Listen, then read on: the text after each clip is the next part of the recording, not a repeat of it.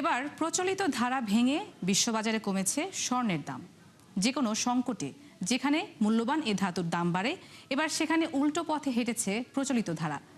Iran যুদ্ধ ও তীব্র জ্বালানি সংকটেও ফেডারেল রিজার্ভের সুদের হার অপরিবর্তিত রাখা ও ডলারের শক্তিশালী অবস্থানের কারণে পতন হয় স্বর্ণের দামের। বিস্তারিত জানাচ্ছেন নুসরাত মৌমি। যে কোনো বৈশ্বিক সংকটেই বাড়ে স্বর্ণের চাহিদা। নিরাপদ হওয়ায় অনেকেই বিনিয়োগ করেন মূল্যবান ধাতুতে, যার ফলে বিশ্ববাজারে ঊর্ধ্বমুখী থাকে ধাতুটির দাম। তবে এবার বিপরীত ঘটনা ঘটেছে ইরান যুক্তরাষ্ট্র যুদ্ধে সৃষ্ট সংকটে।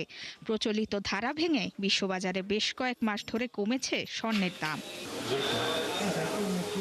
তথ্য বলছে, বছরের শুরুতে 29 জানুয়ারি আউন্স প্রতি স্বর্ণের দাম ওঠে সর্বকালের সর্বোচ্চে, যা ছাড়ায় $5,300 ঘর।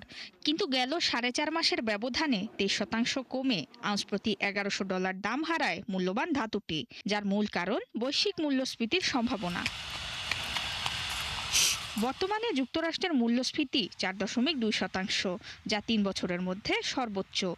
শক্তিশালী অবস্থানে রয়েছে দেশটির শ্রমবাজারও, ফলে শীঘ্রই সুদের হার কমাবে না দেশটির কেন্দ্রীয় ব্যাংক ফেডারেল রিজার্ভ, যার ফলে শক্তিশালী অবস্থানে রয়েছে ডলারও। অন্যদিকে ফেডারেল রিজার্ভ সুদের হার কমানোর পথে হাঁটলে দরপতন হয় বিশ্ব বাণিজ্যের প্রধান মাধ্যম ডলারের।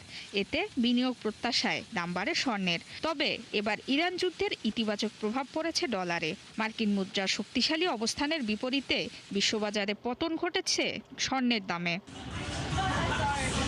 এদিকে ইরান যুদ্ধের প্রথম ধাক্কা আসে বৈশ্বিক জ্বালানি সরবরাহে। হরমুজ প্রণালী বন্ধ হওয়ায় বাড়তে থাকে তেল গ্যাসের দাম, যার প্রভাবে বিশ্বব্যাপী দেখা দেয় মূল্যস্ফীতি।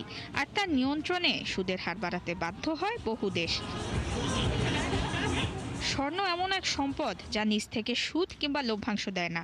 বাজার মূল্য বাড়লেই কেবল লাভ আসে স্বর্ণ থেকে। বিশ্লেষকদের মতে সুদহার এবং স্বর্ণ সাধারণত বিপরীত অবস্থানে থাকে। সুদহার বেশি হলে ডলার ভিত্তিক সম্পদে আগ্রহী হন বিনিয়োগকারীরা, যাতে কমে যায় স্বর্ণের চাহিদা। এতেই কমতে থাকে দাম। বাজার বিশ্লেষণে দেখা যায় আগামী ডিসেম্বরের মধ্যে সুদহার বাড়ার সম্ভাবনা রয়েছে। তবে শনিবার ইরান যুক্তরাষ্ট্রের যুদ্ধ শেষের সম্ভাবনায় বিশ্ববাজারে আবারও কিছুটা বেড়েছে স্বর্ণের দাম। নুসরাত মৌমি, ৭১।